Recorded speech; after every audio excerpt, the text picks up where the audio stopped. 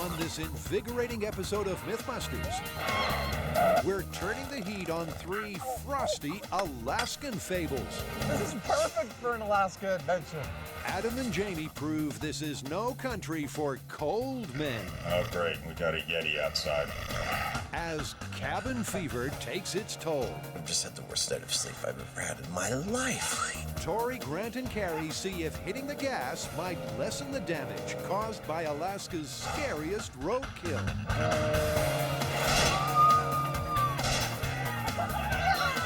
And we'll see if a dynamite-toting dog really could devastate a drunken duck hunter's brand new SUV.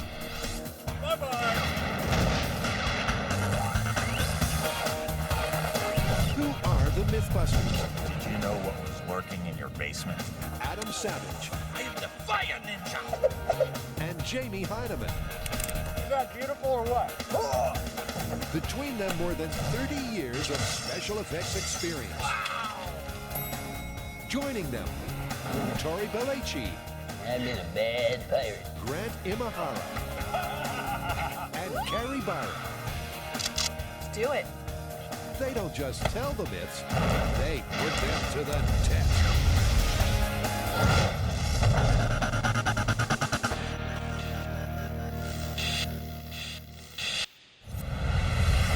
That is an iceberg. It's really cold here, but it's also really beautiful. This place has a mythology all its own. So we've got a full hour of Alaska myths. Tourism types up here market the 49th state as the land of intensity. It's twice the size of Texas, so we figure it's big and intense enough to handle some high-impact myth-busting. Like most of our favorite myths, this one involves some drunken friends and explosives. You got a group of drunken friends, one of whom's just bought a brand new SUV, and they all decide that they want to go duck hunting with their dog. Except there's nothing around them but a frozen lake, and no duck is going to land on a frozen lake, so they need to make a hole. One of them offers up a stick of dynamite with a 20-second fuse to make a big hole, and throws that stick of dynamite as hard as he can. I can see what's coming. The dog, following its natural impulses, chases after that stick of dynamite, catches it, starts ferrying it back to the guy under the brand new SUV. Uh-oh. The dog, the dynamite, and the SUV go boom! The SUV goes down to the bottom of the lake, and the guy who owned it is still making payments. This not-so-urban myth surely stretches the bounds of human stupidity. My sympathies are all with the dog, though you must admit, it's as funny as hell. But maybe it's too funny to be true. As Jamie and Adam set off to find their frozen lake, it's worth noting that this folktale is almost as old as dynamite itself. Over 100 years ago, Australian author Henry Lawson wrote a comic story along very similar lines. He called it The Loaded Dog, and needless to say, he made the whole thing up. Still, we can't assume it couldn't happen, and that's enough reason to put it to the test. The first thing we obviously needed was a frozen lake, and the researchers found us one here in Alaska behind me.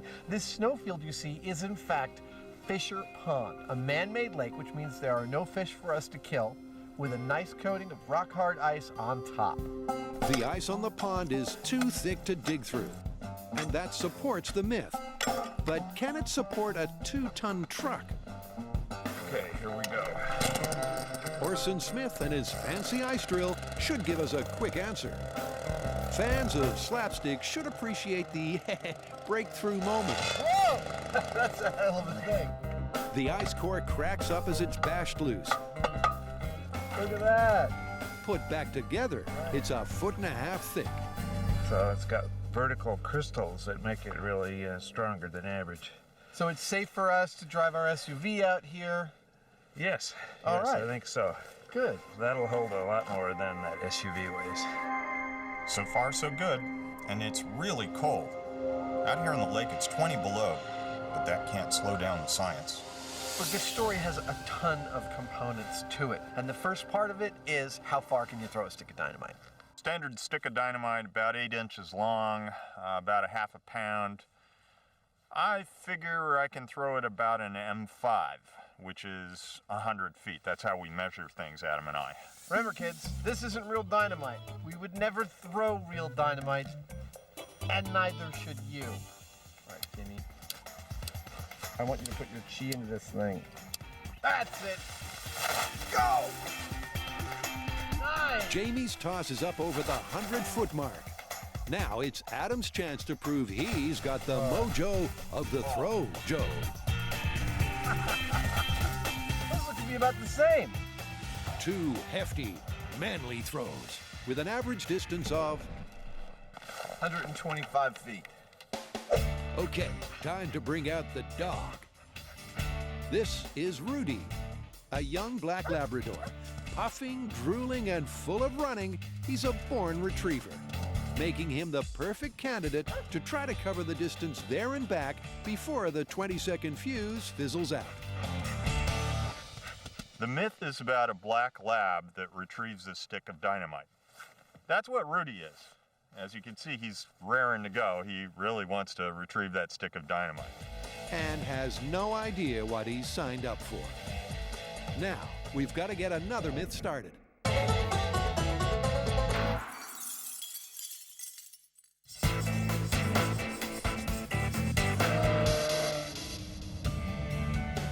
Okay, so we're in Alaska in the snow. What myth did we get? Okay, well, this is a fairly gory myth that affects a lot of Alaskans, but not so many in California. What's that? It's about the moose and what happens when you hit one with your car. This is what happens when moose meets motor car. And it's all too common here in Alaska. Your best bet is always to stop or swerve. But this myth kicks in when a crash is absolutely unavoidable. Even a low-speed collision most often ends with something bigger and heavier than a fridge coming right through your windshield. The myth says that speeding up instead of slowing down might push the unlucky beast over the car, meaning you might live to tell the tale. Well, obviously we're not going to kill a real moose to test this myth, right? Right. Now, we're going to have to make our own moose analog. They'll also have to wrangle a bunch of stunt cars and a safe test venue. But those are problems for tomorrow. Right now, they need to design a moose that can bounce back from something like this. Have either of you ever seen a real moose? No. I don't think so. Maybe we should try to find a real moose. That way we can make our crash test moose as close to a real one as we can. These California kids have never seen a wild moose, but they've had a tip-off from Alaska Fish and Game to search no further than downtown Anchorage. Whoa, that's a big one.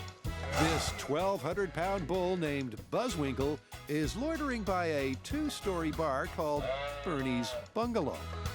I'm not sure what's weirder, that the moose is in the middle of downtown at a bar, or that it's only like 1:30.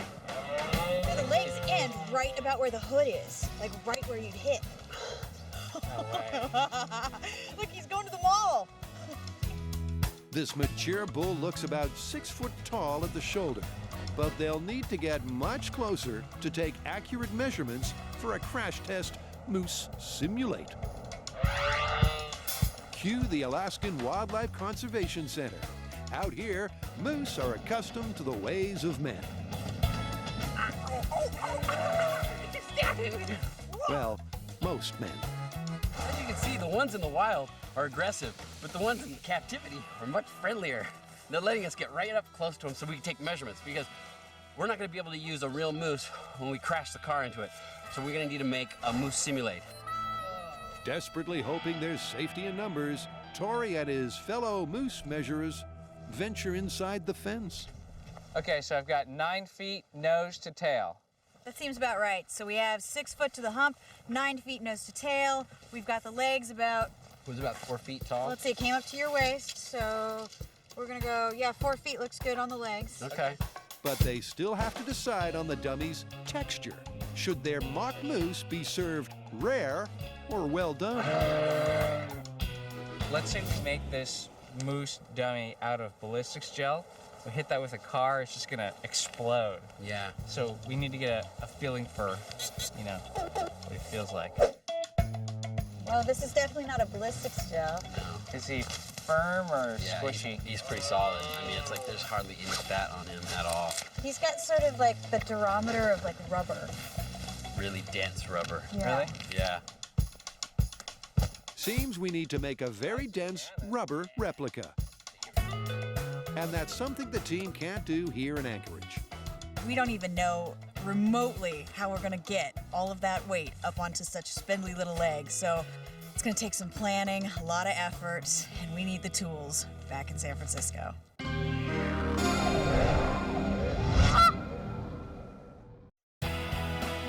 Alaska really is a land of intensity. The wilderness, the wildlife, and the winters. It's those short, cold days that make this state home to an all-time classic myth. What do we got? Well, you know, winters in Alaska are pretty harsh.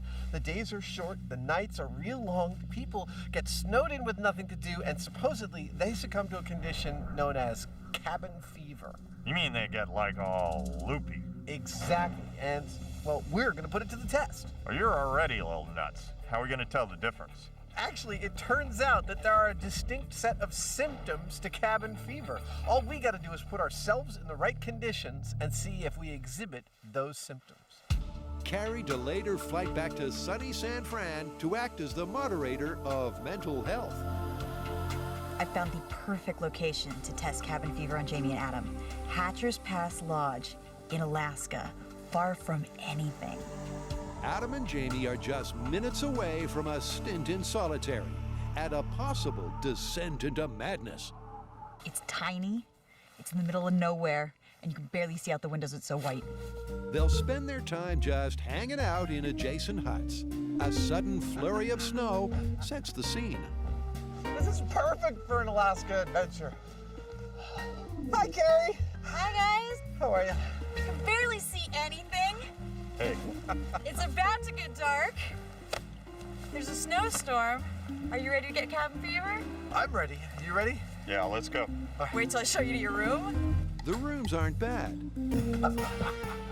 but they've both been stripped back to bare essentials, as are the boys. They're well searched for anything that might divert or entertain. So, hope you have no other contraband, no electronics. I need your watch as well. I have no electronics, no reading material. That's my watch. Both of our detainees think this will be a walk in the park. And let's remember that Jamie's already spent quality time inside a coffin. And he's still alive. But they're not so sure about each other. Whether Adam is going to deal with this real well, I don't know. Adam's a little, impulsive. Only a friend could put it so gently. He could just, like, get a bug up his butt and go nuts for all I know. I don't really know. And right back at you from cell block 1, good buddy. Oh, I think Jamie will be painting on the walls in his own blood inside of 46 hours. Well, that should add some color. But let's spare a thought for Carrie. She has to watch these two slowly unravel. This is my big sister surveillance system. I've got 4 cameras, one in the front and back of each cabin. I can switch between the cameras with the touch of a button and watch their every move. Surveillance aside, Carrie's running cognitive and stress tests to get some hard data. But our volunteer voyeur has her own troubles. I think I'm gonna go crazy before they are. Did I mention we're in the same circumstance that they are, except for I have to watch them be bored? Jamie at least has a simple plan to preserve his sanity. I'll tell you what I'm going to do. Every day is going to be working out until I'm exhausted, and then I'm going to sleep. The man with the mustache kicks off in style, but the short days and long nights might soon sap his spirit. So, who's going to crack first? Adam, Jamie, or Carrie? Sweet dreams all round. Good night.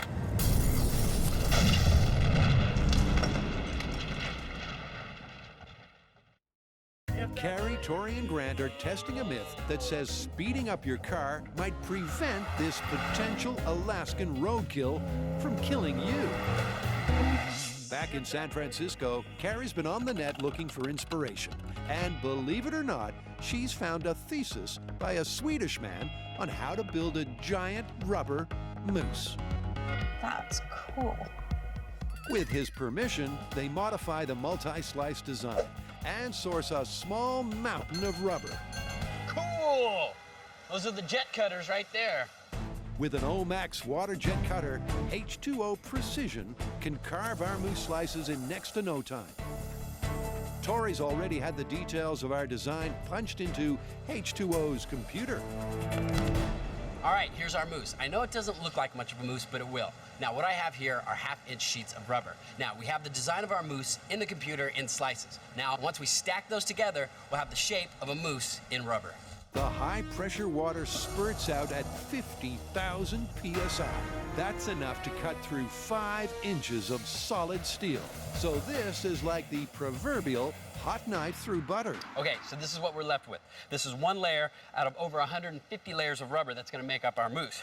Now, once we stack these together in the right order and fasten it, we'll have roughly the same size, weight, and density as a real moose. But a real fake moose needs more than sheer mass. Back at M7, Carrie adds the bones and the sinew. This is the cable we're going to use to keep the moose together. This is going to run the length of the moose twice, and that way when the car actually hits the moose will stay flexible and bendy as if it's a real moose. Carrie sleeves the cable in rubber tubing, and Grant's done likewise with the legs. The deal is we want the legs, this is our moose leg, we want them to be floppy, but we also want them to be reusable once it gets hit. So the hip joint's going to be made out of steel, and that's going to connect to the cable that's inside of the moose leg, and when it gets hit, it'll go flying, and then we can set it right back up again. Meantime, Tori's going gangbusters with his half-inch fillets. And slice by slice, glued together with silicone, we're seeing a moose in the making. Looks good though. Looks like a moose. I know, kinda. What do you think? Lucy. Lucy the Moosey? Yeah. I love it. Congratulations, Tori. It's a girl. But does she have enough junk in the trunk? All right, so the moose is done, and it looks like it's weighing about 620 pounds, which is a good average for the type of moose that would likely get hit by a car. Big giant moose antlers. You'll notice we're not adding these to our final crash test moose, and for a few very good reasons. First of all, 2/3 of the adult moose population, female, don't have antlers. Secondly, most of the moose that get hit are calves, don't have antlers yet. And lastly, moose don't even have antlers all year round, and during the winter when they don't have them is when they're more likely to be near the roads because they're attracted to the salt on the road while they're searching for nutrients. So to have big antlers like this and be hit by a car, very rare. Now that the moose is done, we're gonna see if we can make him stand up. So what I'm gonna do is I'm gonna build a pair of 2x4 legs that the moose will sit on. It'll cradle in, so that way when the car comes crashing through, it'll knock the legs away, and then the moose will behave the way the moose will behave. Building the frame is no big deal, but will it support the massive load we call Lucy? Good move. Stay. It does. Nice. I love it.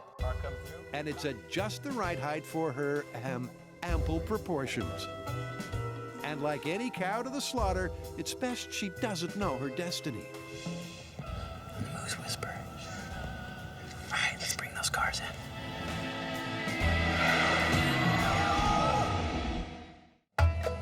Adam and Jamie are freezing their facial hair on an icebound Alaskan lake.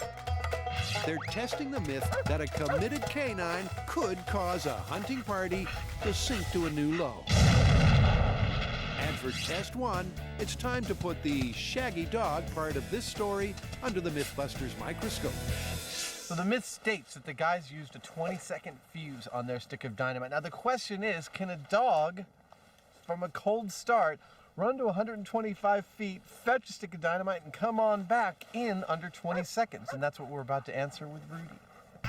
Of course, for this test, they swapped the dynamite for a rubber ball. But you get the idea. We got our starting line, we got the target pylon over there. Let's just throw the ball a few times and I'll time it I'll bet you can throw it to where he gets it right about at that pylon and comes on back, and we'll just see how long that takes. It sounds simple, but remember that Rudy is not only skidding around on slippery ice, but it's 20 degrees below zero. Good boy.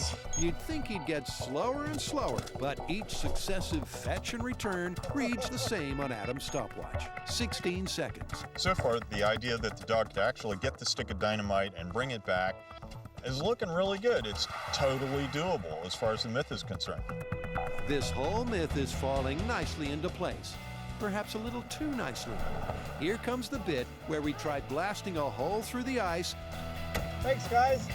sinking this car with one stick of dynamite. You know, we broke out of jail with a single stick of dynamite during the Western Myths episode. Or at least tried to. Well, the jail's still there. The jail is definitely still there. After watching that, I can't see this doing enough damage to the ice to sink this SUV. I don't think it's going to do it, but it might. Yeah, it might. And just in case the car ends up at the bottom of the pond, heavy chains are latched onto the chassis. So far, the Alaskan Myth is looking pretty good. The dog did his job real well, but now it all comes down to this. If one stick of dynamite can't sink the car, it's busted. And now back to the myth designed to separate Adam and Jamie from their fragile faculties. Day 2 dawns on our cabin fever test, though it should be noted that a midwinter Alaskan sunup kicks in around 10 a.m. Good morning. It is the morning of day 2. I've had a reasonably fitful night of sleep. I had some really weird dreams. I dream I'm in a plane and slowly crashing down on a street in San Francisco. And I'm way up at the cockpit, and I turn to everyone and I say, listen, I don't think this is a real plane crash because I happen to notice that I'm not wearing any pants. And whenever I'm not wearing any pants, it's probably a dream.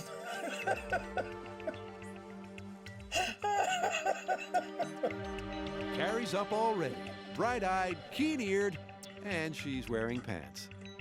It's early morning, and this is actually the first surprise, is that Jamie is still sleeping. He's an early riser. Usually he's up doing exercise and probably into the shop by 5 a.m. Adam, on the other hand, is just a beehive. Jamie does eventually rouse himself and starts the first of his 2 tests. The cognitive test aims to see if their mental faculties decrease over time. The saliva test is a stress indicator, but to get a fair reading, you can't eat or drink beforehand. Oh, you know what though? I think he just took a drink of water right before he took this test. So this and, trust me, many spit tests to come count for nothing. Spit reading of 35. This is the morning of the second day, so apparently I'm pretty relaxed. Shame we can't say the same for Carrie. But biometrics aren't the only indication of who is or isn't stressed and bewildered. Hap Wurlitzer owns these cabins, and he's come real close to misplacing his own marbles through many a long winter. It happens to everybody in Alaska, including me.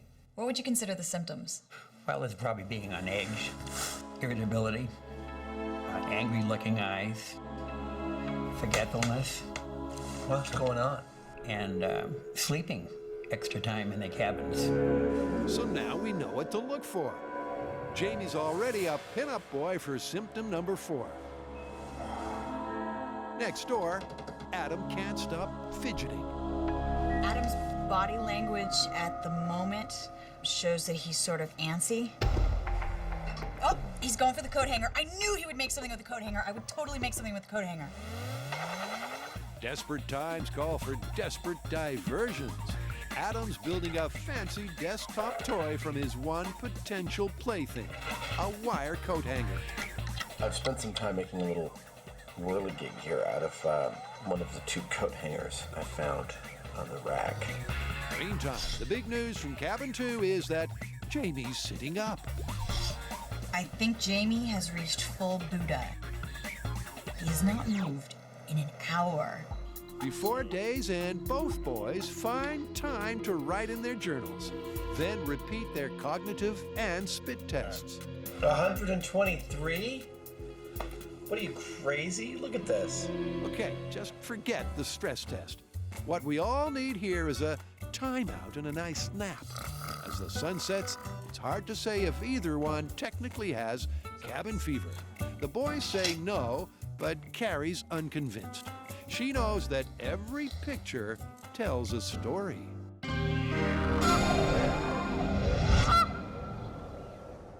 Tori, Grant, and Carrie spent the past few days making something that, well, let's face it, we've all thought about but never got around to doing. Building a huge rubber moose called Lucy.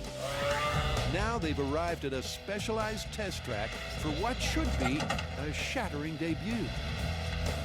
Okay, so this myth is really about hitting the moose, because obviously if you can stop in time, that's going to be the best choice. Right, this is the point of no return. You're gonna hit the moose. Now the question is it better to speed up or slow down? All right, what do you think? Like 45 miles an hour? It's a good average between highway and regular roads? That sounds good. Crashing cars is more or less what the folks at E-Tech Testing Services do for a living. And parent company Energy Absorption Systems make crash cushions, which could be useful if this moose mayhem runs off the rails. But that's highly unlikely. A guide bar fitted to one wheel keeps the car on track. And through a system of chains and pulleys, a truck tows it from a safe distance in the opposite direction. The reason why we came to E-Tech is because they are set up to test crashes. That's what they do. They have a towing system. It's a 2-to-1 ratio so that their towing vehicle only has to go half as fast as the actual vehicle that's going to crash. Plus, they have a steering hub, and he's attaching that right now, so that way our car won't veer off course and we hit the moose right where we want. But crash test cars still need crash test dummies. You know, I think this is the first time we've ever used Buster for what he was intended to be used for. It's a historic moment.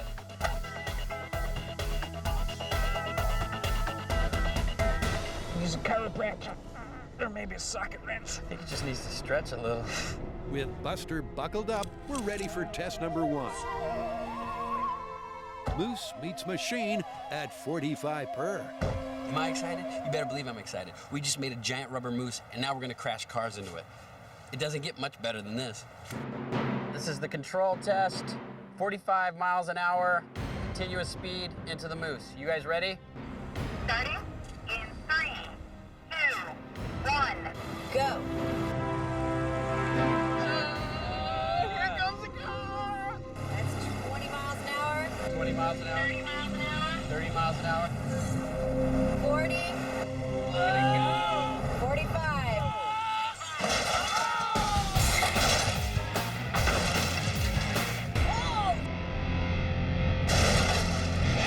Wow. That worked perfectly. That's great. And the moose is still together. Let's go look at the car.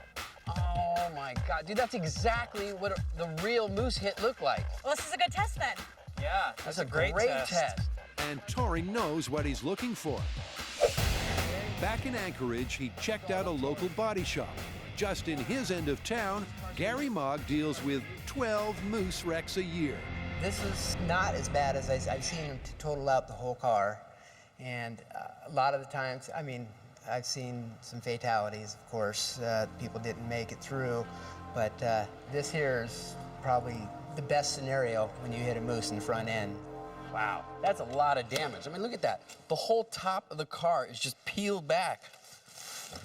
And how this guy survived, it's like a miracle.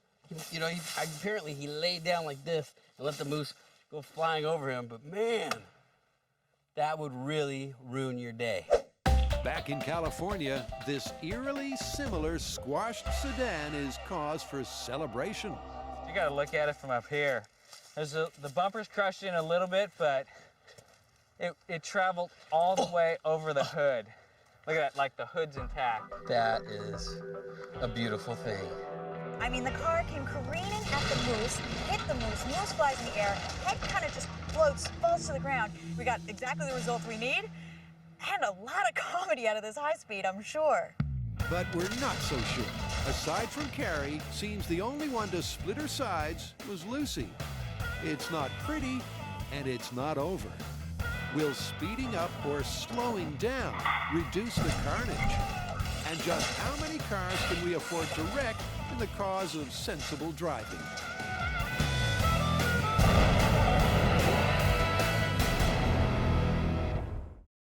Adam and Jamie are locked in mortal mental combat. The winner of this cabin fever test is the first one to start talking to his own toenail clippings. I've just had the worst night of sleep I've ever had in my life. Jamie has gotten up and straight away started eating. He has not done his spit swab test, which is a problem for me because it's going to mess up my data.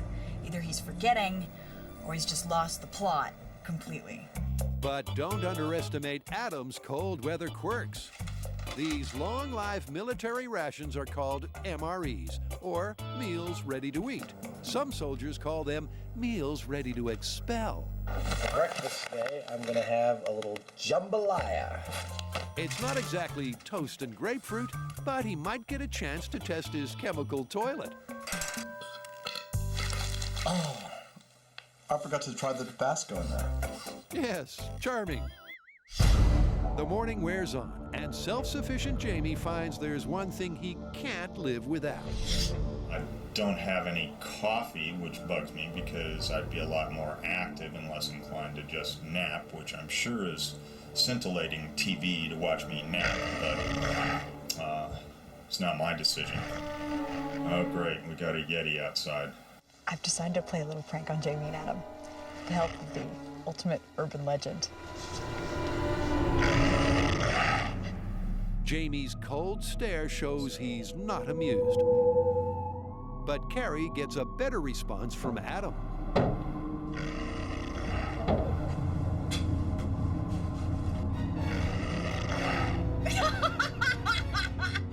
He's hiding in the bathroom.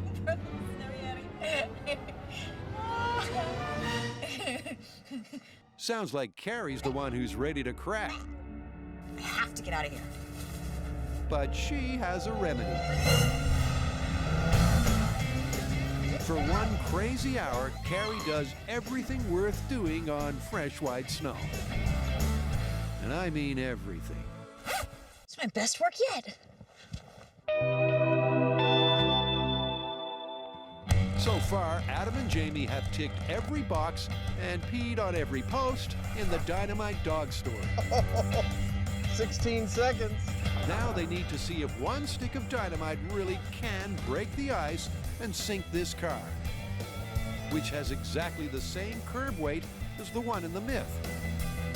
There's something known as reflection, meaning that the blast can bounce off of the underside of the SUV and into the ice. The ice is brittle. I don't think it's going to do it, but it might. Well, guys, it's the moment of truth. It's time to put a stick of dynamite under this SUV and see what happens. Oh yeah, man. All of our facts so far are stacked up pretty plausible. This is the last link in the chain. Frank, do you have a stick of dynamite for us? Right here it is, the real thing. That is red and everything. That's perfect. Now, cover your ears and thank goodness you're not here on Fisher Pond.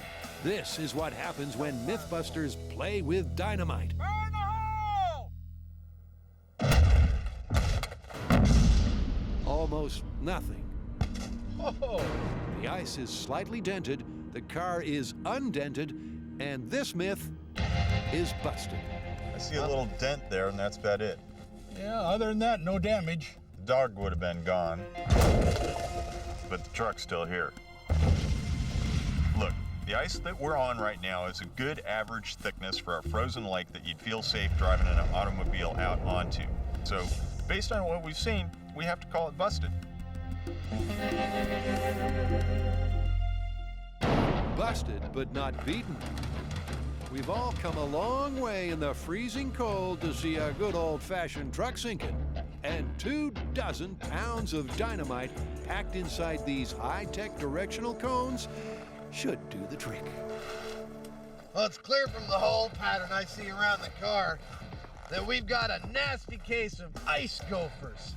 These little varmints will bore their way around any vehicle they find on the ice to chew on it underwater. There's only one way to take care of them, and that's high explosives. Burn the hole! Burn the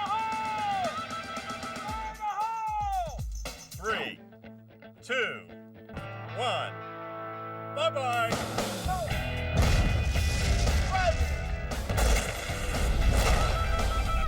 The ice ripples out like a liquid earthquake. Surface snow fills the air and blurs the view. By the time it clears, the car has disappeared. I don't see no SUV. No more SUV. It went bye-bye. So what do you think? Did it just blow the truck up or did it sink it? Well, I see a couple pieces of debris from the truck, but nothing major. I think it sank it. 99% of that truck's under the water. Let's yank on the chain and see what happens. Okay. Incredibly, this fresh blasted duck pond is already freezing over. Adam and Jamie really don't know for sure where the car went, but a few tugs on the chain confirm they've got a 2-ton catch.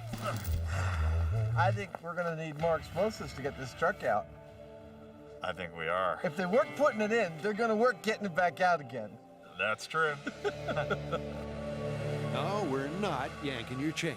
To get the car back, they have to blast the ice one more time.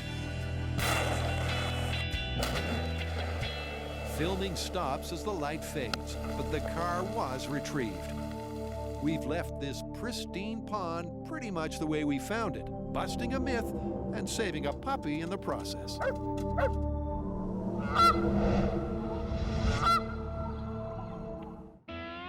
They don't know it, but Adam and Jamie are just a few hours short of finishing their cabin fever experiment. Judging solely by the video evidence, it won't be a moment too soon. Well, the sun is out, and it's made it unfathomably beautiful out here. I don't know whether the sun is just about to set over the mountain there, or has just risen over the mountain there. I've already lost all my concept of time. And here's what's happened so far. They've been bored. They've slept. They've exercised. They've gone back to sleep. I napped the first day because I could. It was great. Get up when you want, go to sleep when you want. And by drinking just before the saliva tests, they've both ruined any chance of accurate stress data. Having just woken up from a nap, it's saying that my stress reading is 94. Hey, look. Okay, that's just scary. Meantime, Jamie's decided to hold a one-man convention and draft a new U.S. Constitution. Seriously. You know, it started because we started seeing T-shirts that says Savage Hyneman 08. The first thing that we'll do is relocate all politicians to employment on pork farms. And then we'll pretty much start from the ground up and try to come up with a system that actually works. You know, get people that run the country that are actually literate, things like that. This test has run its course, and Carrie's ready to pull the plug.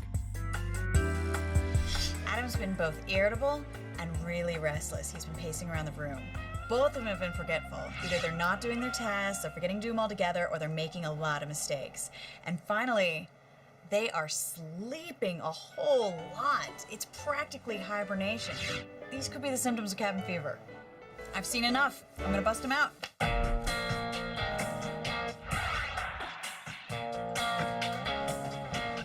Have you had enough? I've definitely had enough. This was far from the relaxing respite that I thought it would be.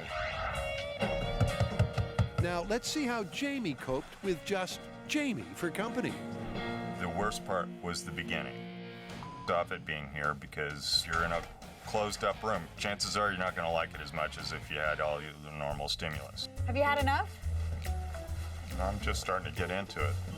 I'm not sure what that proves, and I was a little off about it. But that being said, then I started to get into it. I craved the sound of a human voice. I missed my wife. I haven't been bored, but I have been really lonely. But the real question remains, did either one ever lose his fragile grip on sanity? The cognitive test results were too consistent to prove anything. and they both blew the spit tests. But Carrie's kept a lookout for Hap's 4 sure signs. What's going on with me? Irritability. The mattress was terrible. Forgetfulness. Angry eyes. Oh, yeah. And excessive sleeping. Napping in the afternoon, napping in the morning. I love napping. All right, guys, how do you want to call this one? Well, based on the surveillance, you exhibited 4 out of 4 of the cabin fever symptoms, and you won. Yeah, but he's a robot. And I just got in. It was a long trip. I was tired. I think we could call this plausible. Plausible it is. Okay, plausible. Can I go back to the room now?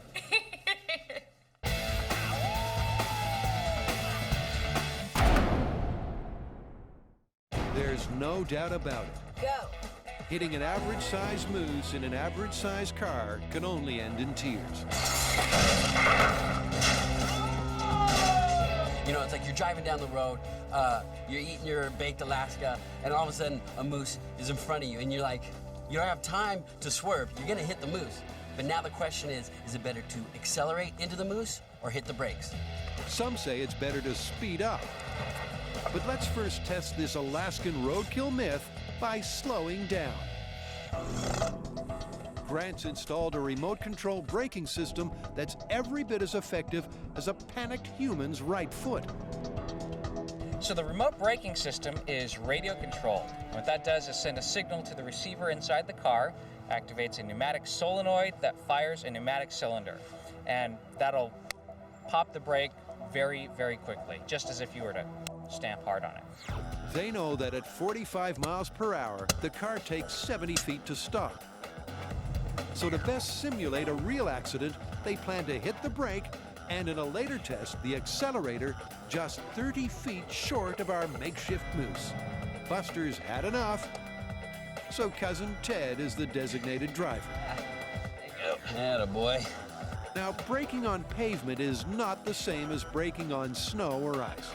But it's fair to assume that a sane person wouldn't drive this fast in truly bad conditions. And anyway, a hit's a hit. We are ready to go. Grant will hit the brakes 30 feet before we hit the moose. We ready? Ready in 3, 2, 1. We're going. Here it comes. All right, we're at 45.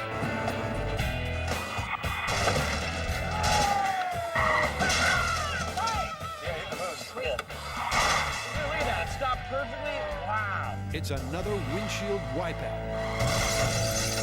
But they all agree that this time there's less damage. And that could mean the difference between life and death. In this test, we decelerated drastically before hitting the moose, and there is not as much damage. I mean, you still don't want to hit a moose. It's a bad thing, but if I was driving, I would try to brake. But they've also noticed that the moose hit higher when the car went faster. This myth might have some mileage after all. I'm starting to think that if you speed up, if you accelerate like in the myth, it might actually hit even higher. Now, whether it's going to clear the car, I'm not entirely convinced of yet. All right, you guys, this is it. This is what the myth is all about. That's right, man. We're going to drive 45 miles an hour towards the moose. 30 feet before we hit it, we're going to speed up and see what happens. So we can definitely see if there's a difference between speeding up or slowing down if you're gonna hit the moose. So what do you think's gonna happen? Oh, I think we're going to do some serious damage to both the moose and the car. Lucy gets pieced back together for the big show. All right, good as new.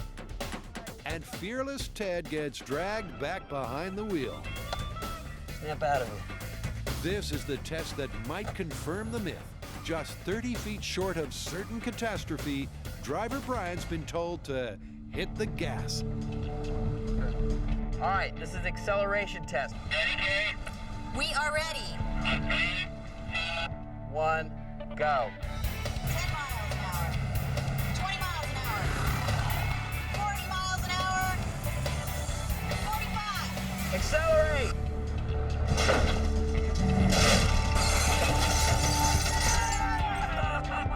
That was great. Wow! Did you see how high the moose got on that hit? It looked like it got higher than any of the other hits. big, big damage. And look at the glass. It's sprayed all over. At the point of impact, the car hits 51 miles per hour. Oh my God, look. It broke the back window out. Oh. Wow! Dude, that moose flew higher than any of the tests. But it didn't clear the car. The side pillars are crushed, and the roof is peeled back like a sardine tin. Look at this. It totally bent the midsection of the car down. Look at the back seat. It went to the back seat. It went whoosh. So what do you think? Going faster? Doesn't look like it's a better tactic. Unless you want to get your car more damaged. I mean, you are accelerating. You're hitting with greater force. More speed is more energy. That's crazy. Myth busted.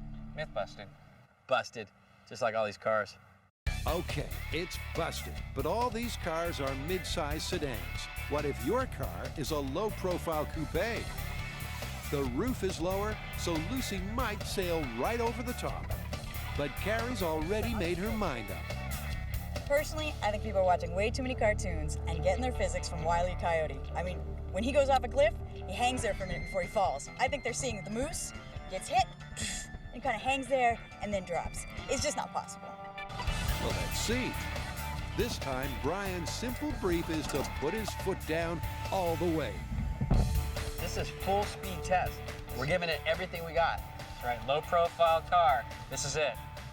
All right, Brian, hit it. Here he goes. Oh my gosh. Oh dear. Oh my God, it's going so fast. There's sparks coming out. Oh my God.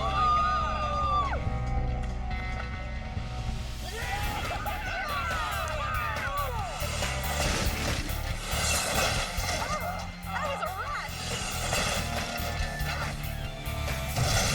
The car hits 75 miles per hour. Lucy's lost her legs. The car is caved in. Ted's a sad statistic. And this myth is double busted.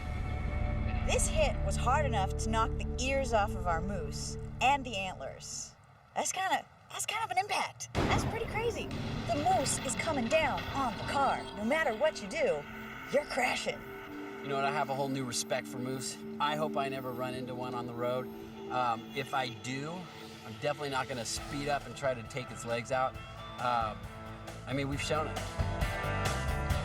Unless the moose you hit is a world-class gymnast, speeding up will not save you or your car. I did a little research, and it turns out that there are no commercially produced vehicles in the world that are capable of driving under our moose without damage. In fact, the only way that this could work is if you're driving a Formula One car at over 97 miles per hour. On the snowy roads of Alaska. Yeah, that's the thing. Yeah, that's never going to happen unless the moose is a race fan. So this one's still busted. Busted. Busted. You know that Dynamite dog myth? I've never heard of it before, but I mean, you can see how that could happen. Yeah, I guess you should never mix your beer with your dogs and dynamite. And that moose myth? I had no idea what would happen if you hit a moose with your car. It's not like I see them in my everyday life. Yeah, those were both really cool myths, and they were given to us by fans. So if you have any ideas for myths, log on to discovery.com/mythbusters and give us your suggestions.